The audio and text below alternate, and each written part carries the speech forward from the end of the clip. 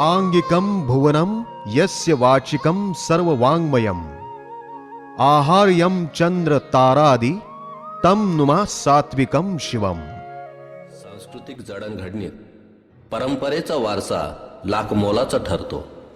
कला, संस्कृती, क्रीडा, उद्योग, शिक्षण, नाटक, सिनेमा, संगीत, राजकारण, सण, उत्सव, प्रशासन अशा कितीतरी क्षेत्रांचा उल्लेख या कार्यक्रमात करता येईल. परंतु वेळेच्या अभावी काही महत्त्वाच्या गोष्टीच आम्ही आपल्या समोर सादर करण्याचा प्रयत्न करीत आहोत. खरं तर महती सांगण्यासाठी पुरणार नाहीत शब्द, तरीही सांगतो. सांगलीची ही मानवतेची, महानतेची, विश्वासाची, क्रांतिकारकांच्या बलिदानाची, नाट्यमय आविष्काराची, फुललेल्या मळ्यांची आणि तालासुरांची रंगत, आणि अशी ही रंगत नेहमीच रंगते गुरु आणि शिष्यांची. पण आणखीन एकदा जमणार अशीच रंगत आज इथे आणि आत्ता अनेक तालासुरांची व संगीत कलांची. तर मग चला, आम्ही नमन गातो सांगली जिल्ह्याचं. तुम्ही पाहायला आणि ऐकायला तयार आहात ना?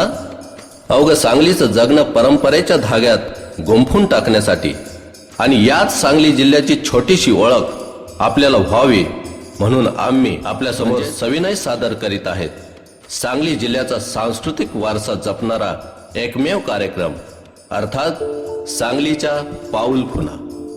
सांगलीच्या पाऊलखुणा, सांगलीच्या पाऊलखुणा, पाऊलखुणा, पाऊलखुणा, पाऊलखुणा.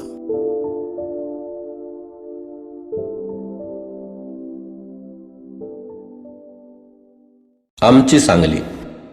सांगली जिल्हा महाराष्ट्राच्या दक्षिण व आग्नेय दिशेला आहे. सातारा जिल्ह्याच्या दक्षिणेचे 4 तालुके व कर्नाटक सीमेलगतचे 2 तालुके मिळून 1949 रोजी 6 तालुक्यांचा दक्षिण सातारा जिल्हा निर्माण झाला होता. पुढे संयुक्त महाराष्ट्राच्या स्थापनेनंतर 21 नोव्हेंबर 1960 रोजी दक्षिण सातारा या जिल्ह्याचे नाव सांगली जिल्हा असे केले. प्राचीन इतिहास असलेल्या सांगली जिल्ह्याने मौर्य, सातवाहन, वाकाटक, राष्ट्रकूट, यादव, बहामनी व मराठी आदी सत्तांचा उत्कर्ष व ऱ्हास अनुभवला आहे. पेशवाईच्या काळात सांगली हे स्वतंत्र संस्थान होते. या संस्थानावर पटवर्धन घराण्याची सत्ता होती. मिरज हे देखील संस्थान होते. स्वातंत्र्यपूर्व काळात सविनय कायदेभंगाच्या चळवळीत जिल्ह्यातील शिराळा तालुक्यातील बेळाशी येथे मोठा सत्याग्रह झाला होता. प्राचीन काळामध्ये सांगलीचा प्रदेश कुंडल म्हणून ओळखला जात होता. या भागावर राज्य करणाऱ्या चालुक्य घराण्याची राजधानी या ठिकाणी होती. सांगली येथील हळद बाजारपेठ ही आशियातील सर्वात मोठी हळदीची बाजारपेठ मानली जाते. भारतातील सर्वात पहिली सर्कस ही सांगली जिल्ह्यातीलच होती. सांगली परिसराच्या सांस्कृतिक जडणघडणीत साहित्य संगीतापासून ते लोककलेपर्यंतचा प्रभाव आहे. तसाच तो धार्मिक श्रद्धेतून निर्माण झालेल्या सांस्कृतिक परंपरेचा देखील आहे. त्यात जत्रा, यात्रा, उरूस आणि उत्सवांचा समावेश आहे. त्यांचा देखील सांस्कृतिक वारसा समृद्ध करण्यात हातभार आहे. मराठी माणसाच्या जीवनात अढळ असे स्थान असलेल्या मराठी नाटकाचे उगमस्थान म्हणजे सांगली जिल्हा होय.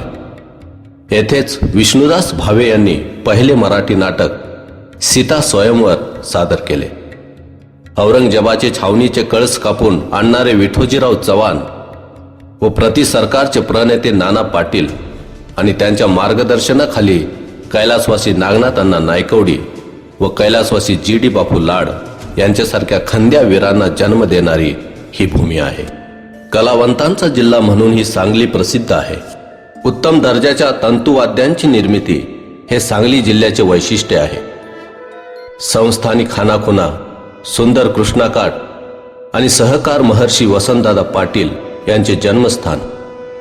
नाट्यपंढरी व कलावंतांचा म्हणून ओळखला जाणारा हा जिल्हा औद्योगिक क्षेत्रात तसेच कृषी क्षेत्रातही प्रगती साधण्याचा प्रयत्न करत आहे. सांगली जिल्हा साखरपट्ट्यात येत असल्यामुळे येथे अनेक साखर कारखाने आहेत. वसंतदादा पाटील शेतकरी सहकारी साखर कारखाना हा आशिया खंडातील क्रमांक 1चा सहकारी साखर कारखाना आहे. महाराष्ट्र राज्याचे पहिले मुख्यमंत्री व अगदी उपपंतप्रधान या पदापर्यंत मजल मारलेला सांगलीचा पहिला मराठी माणूस म्हणजे स्वर्गीय यशवंतराव चव्हाण हे देखील याच जिल्ह्यातील. क्रांतिसिंह नाना पाटील, अण्णाभाऊ साठे, ग. माडगुळकर, विष्णुदास भावे, व्यंकटेश माडगुळकर, बालगंधर्व, गोविंद बल्लाळ देवल, चिंतामणराव पटवर्धन, राम नाईक, वसंतदादा पाटील, आर पाटील, राजाराम बापू पाटील, डॉक्टर पतंगरावजी कदम साहेब, जयवंतराव पाटील, भा भोसले, प्रसिद्ध तबलजी उस्ताद बाबासाहेब मिरजकर, मधुकर तोरडमल अशा अनेक दिग्गज व्यक्ती याच सांगली जिल्ह्यात होऊन गेल्या. सर्वप्रथम आपण आढावा घेऊ त्यांचा, ज्यांनी गेली 60 ते 70 वर्षापूर्वी सांगली जिल्ह्यामध्ये नृत्याची मुहूर्तमेढ रोवली व एका उज्ज्वल परंपरेची सुरुवात केली. हो, ते म्हणजे नृत्य पंडित बद्रीनाथ कुलकर्णी. संगीत उपासक बद्रीनाथ कुलकर्णी यांचा जन्म कर्नाटकातील धारवाडचा. स्वातंत्र्यपूर्व काळात त्यांनी गुरु कृष्णकुमार, गुरु वेंपट्टी चिन्नम सत्यम या संगीतातील दिग्गजाकडून संगीताचे शिक्षण घेतले आणि या अभिजात कलेचा प्रचार व प्रसार व्हावा या उदात्त हेतूने कर्नाटक, मद्रास, तामिळनाडू, कोल्हापूर असा प्रवास करत ते सांगलीत येऊन पोहोचले. आजचे जे भावे नाट्य मंदिर आहे त्यात समोरील जागेत गुरुजींचे नृत्याचे वर्ग चालायचे. प्रसिद्ध अभिनेत्री हेमा मालिनी या पंडितजींच्या गुरु भगिनी आहेत, तर प्रसिद्ध अभिनेते कमल हसन, आशा काळे, मंजिरी देव, उषा काळे तसेच महाराष्ट्राचे प्रसिद्ध व्याख्याते श्री वसंत हंकारे सर इत्यादी अनेक दिग्गज कलाकार हे पंडितजींचे शिष्य आहेत. समृद्ध जीवनासाठी समृद्ध कला अशीच पंडितजींची शिकवण होती.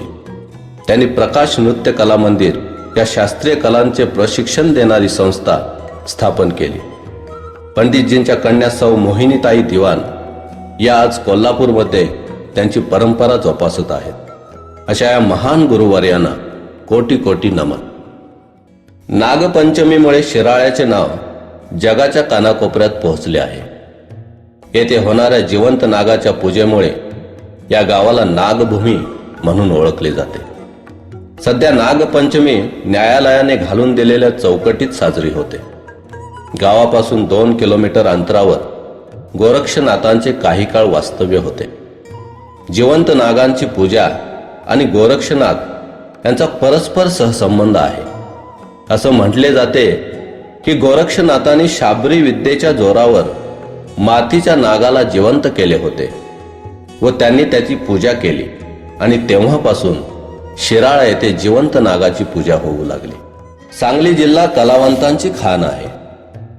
आजही इथल्या सुमारे 5000 पारंपरिक लोककलांचे जतन व संवर्धन केले जाते.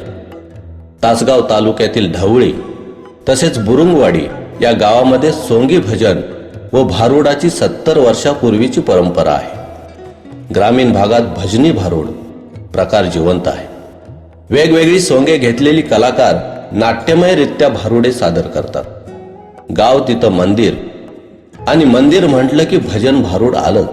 दीनानाथ गणेश मंगेशकर हे मराठी गायक, नाट्य अभिनेते, संगीतकार होते. त्या गायक नटाला श्री कोल्हटकरांनी मास्टर ही उपाधी बहाल केली आणि तेव्हापासून ते मास्टर दीनानाथ मंगेशकर झाले. गोमंतकातील मंगेशी येथे त्यांचा जन्म झाला. अद्वितीय गळा, तल्लक बुद्धी हे उपजत गुण त्यांच्या अंगी होते. निकोप प्रसन्न चढासूर, भिंगरीसारखी फिरणारी तान आणि पक्की स्वरस्थाने ही देखील देवाने दिलेली देणगी होती. त्यांचे गायन म्हणजे चमत्कृती आणि माधुर्य यांचा मिलाप होता.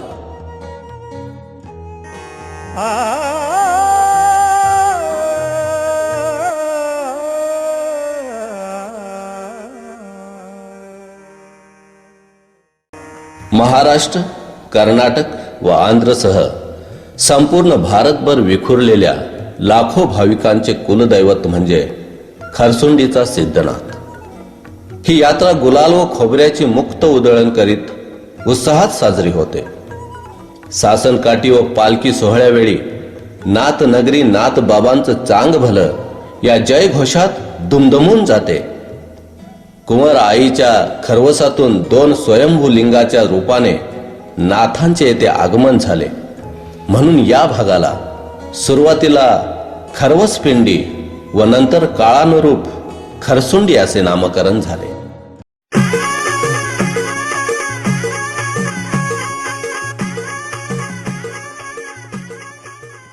तबला विभूषण उस्ताद बाबासाहेब मिरजकर. त्यांचा जन्म 21 जून 1925 रोजी कवठे एकंद येथे झाला. सांगली जशी नाट्य पंढरी आहे तशीच संगीत नगरी देखील. या संगीत नगरीत अनेक मातब्बर संगीतकार होऊन गेले. त्यातीलच एक नाव म्हणजे बाबासाहेब मिरजकर. तबला या वाद्यामध्ये त्यांचा हातखंडा होता. तबल्याचे प्राथमिक शिक्षण त्यांनी कवठे एकंद येथे आपले मामा फरीक साहेब यांच्याकडे घेतले. त्यानंतर संगीतातील गरज व कौशल्य जाणून त्यांनी त्यापुढील शिक्षण खलिफा उस्ताद अमीर हुसेन खा यांच्याकडे घेतले. संगीतात ज्या पद्धतीने ते माहिर होते त्याच पद्धतीने ते नृत्यात देखील पारंगत होते. त्यांनी नृत्याचे शिक्षण पंडित सूर्यकांत RL यांच्याकडे घेतले. संगीतामध्ये त्यांनी अनेक प्रकारचे वेगवेगळे प्रकार केले होते व त्यानंतर ते कोल्हापूर या ठिकाणी वास्तव्यास गेले. त्यांचे अनेक शिष्य आजही संपूर्ण महाराष्ट्रभर त्यांची परंपरा जोपासत आहेत.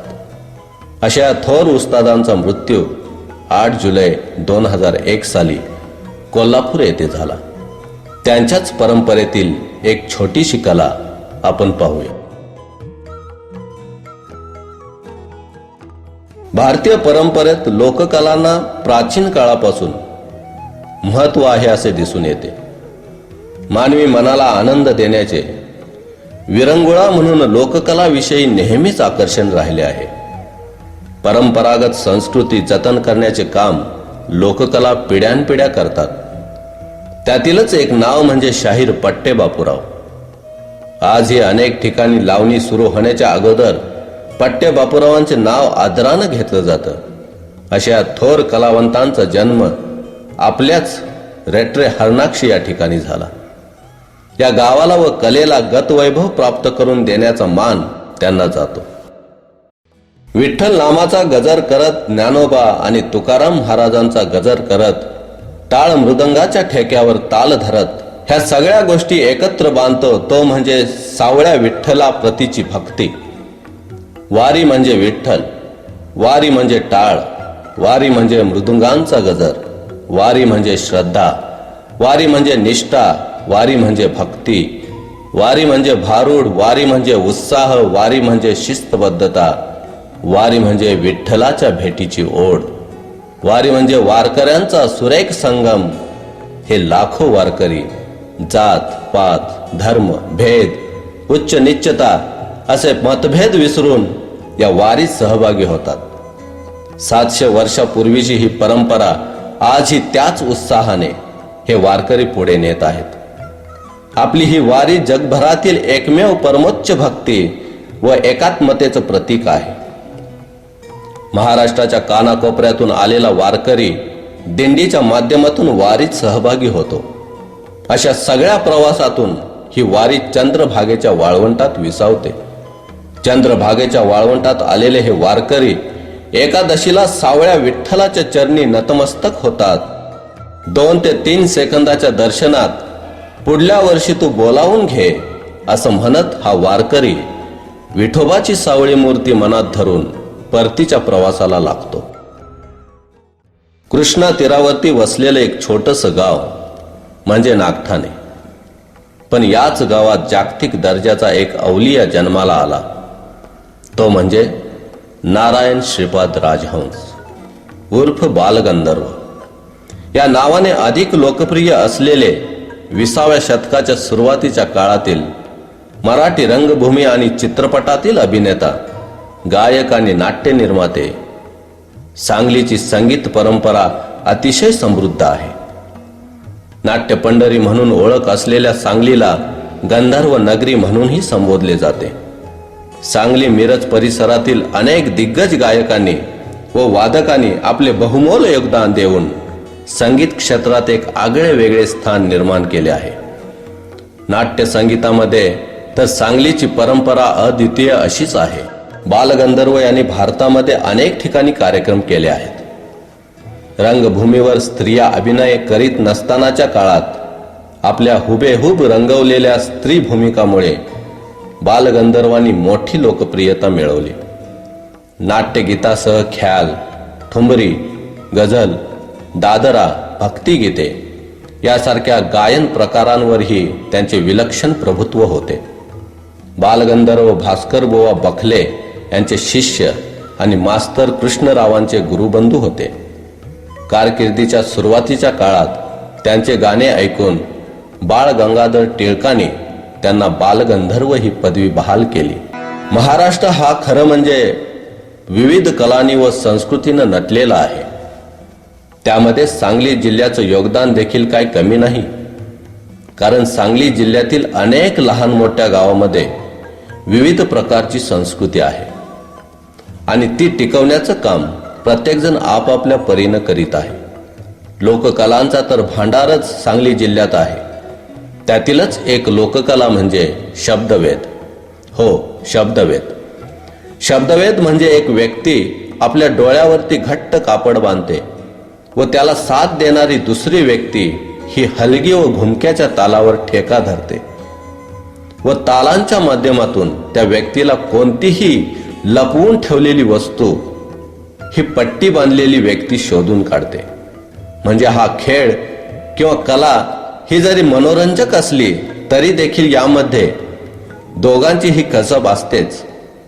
अशा अनेक प्रकारच्या खेळांच्या माध्यमातून सांगली जिल्ह्यानं राष्ट्रीय व आंतरराष्ट्रीय पातळीवर आपल्या सांगलीचं नाव यशस्वी केलेलं आहे. ही कला अंकलखोप, वाटेगाव तसेच सांगलीतल्या अनेक गावामध्ये केली जाते. श्री दत्त क्षेत्र औदुंबरला आध्यात्मिक वारसा असून औदुंबरची दत्त जयंती प्रसिद्ध आहे. श्री त्रिमूर्ती दत्तात्रयांचे जन्मस्थान महाराष्ट्र प्रांतात वाशिम जिल्ह्यात श्री क्षेत्र माहूरगड येथे आहे. तसे ते देवीच्या 3.5 पीठापैकी एक आहे. दत्तात्रयांचा अवतार वैशिष्ट्यपूर्ण आहे.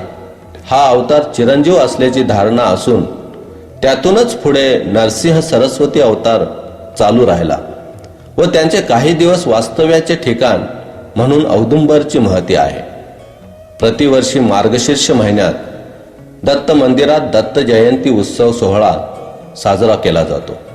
सध्या या देवस्थानाला ब वर्ग तीर्थस्थानाचा दर्जाही मिळालेला आहे. समृद्ध लोककलेच्या वारशामध्ये गजनृत्याचे स्थान अत्यंत महत्त्वाचे आहे.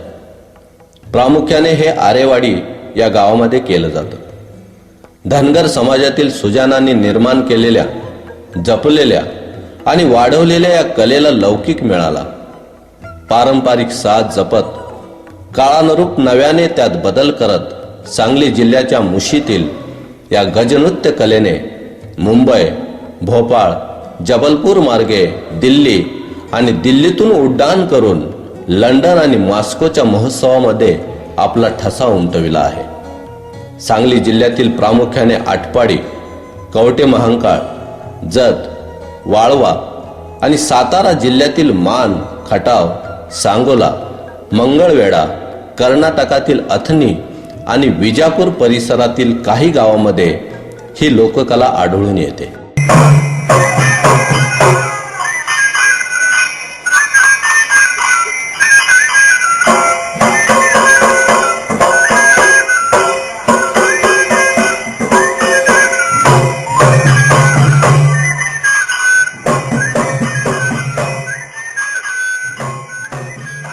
वाळवा तालुक्यातील कामेरीचे ग्रामदैवत भैरवनाथ देवाची यात्रा स्वातंत्र्यपूर्व काळापासून बगाड या उत्सवासाठी प्रसिद्ध आहे. बगाड म्हणजे एक प्रकारचा लाकडी गाडा. या बगाडाला पूर्ण दगडी चाके असतात व त्याला 50 फूट उंचीचे शीड असते आणि याला ओढण्यासाठी 5 ते 7 बैलगाड्या जुंपल्या जातात। असेच बगाड नागेवाडी या गावी देखील आहे आणि ते अगदी वेगळ्या पद्धतीने साजरे केले जाते। हे धावते बगाड पाहण्यासाठी पश्चिम महाराष्ट्रातून अनेक भाविक येत असतात। उत्तर हिंदुस्थानी गायकी ज्यांनी सर्वप्रथम दख्खनमध्ये किंवा महाराष्ट्रात आणली ते पंडित बाळकृष्ण बुवा इचलकरंजीकर होते। विष्णू दिगंबर हे त्यांचेच शिष्य होते। विष्णू दिगंबर पलुसकरांचे ग्वाल्हेर गायकीवर प्रभुत्व होते। हिंदुस्थानी संगीताच्या प्रचाराकरता आणि प्रसाराकरता पलुसकरांचे खूपच मोठे योगदान आहे। त्यांनी संगीत विषयक अनेक क्रमिक पुस्तके लिहिली आणि स्वरलेपी देखील तयार केली, जी आज पलुसकर पद्धती म्हणून ओळखली जाते। गंधर्व महाविद्यालयाची 1901 साली लाहोर येथे झालेली स्थापना त्यांच्या तपश्चर्याचे फळ होय। हिंदुस्थानी राग संगीताचा प्रसार व प्रचार व्हावा, ते शिकण्याची सोय व्हावी या हेतूने त्यांनी संपूर्ण भारतात ठिकठिकाणी अखिल भारतीय गांधर्व महाविद्यालयांची स्थापना केली।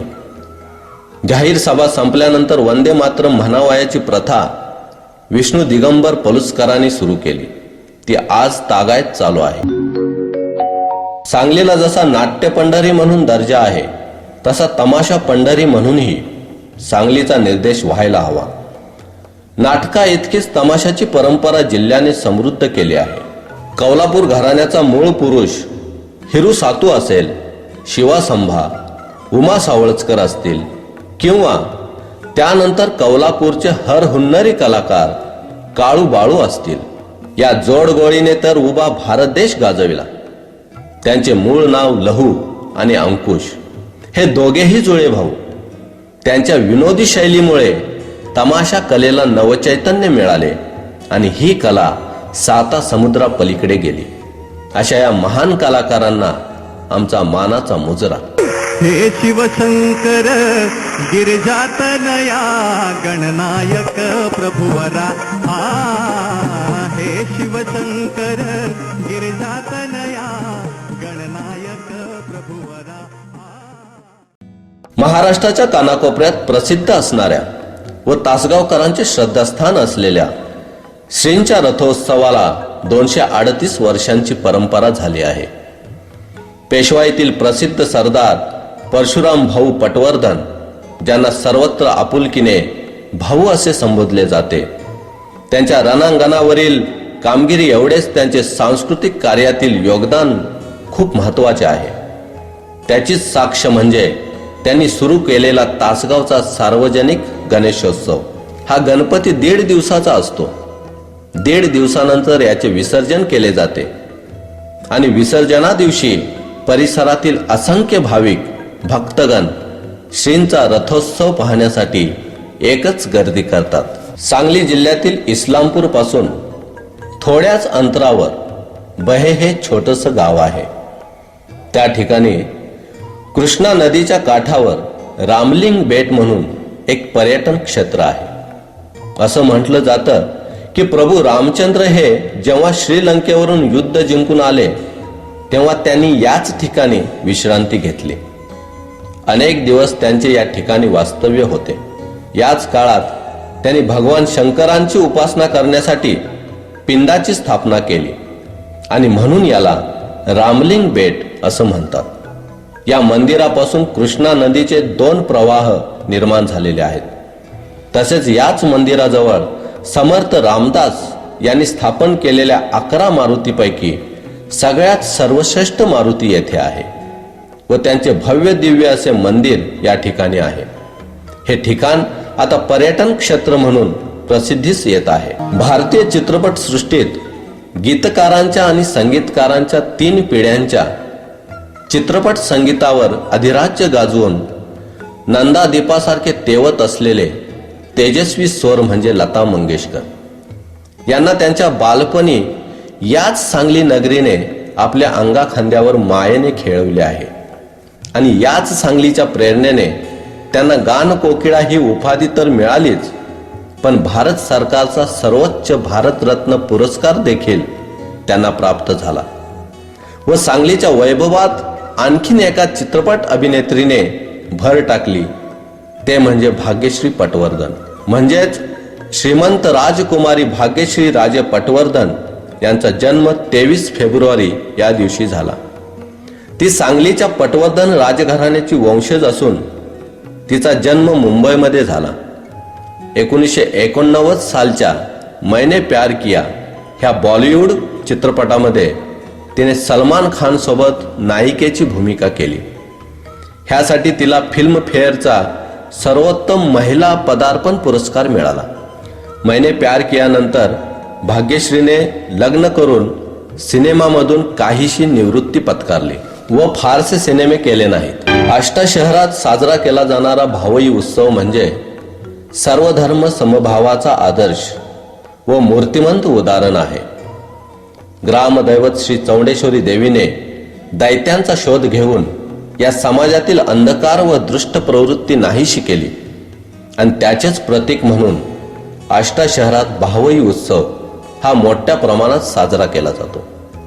भावई उत्सवामध्ये दिवा, अळूमुळू, पिसे, घोडी, थळपूजन, जोगण्या, लोट, छत्रीपूजन, मुखवटे, रण, खाटलं, सती, चिटक्या मिटक्या, पाखरे असे अनेक खेळ खेळले जातात. रणशिंग हे मुख्य वाद्य वाजवले जाते आणि याच उत्सवामुळे आष्टा शहराला एक विशेष महत्त्व प्राप्त झाले आहे.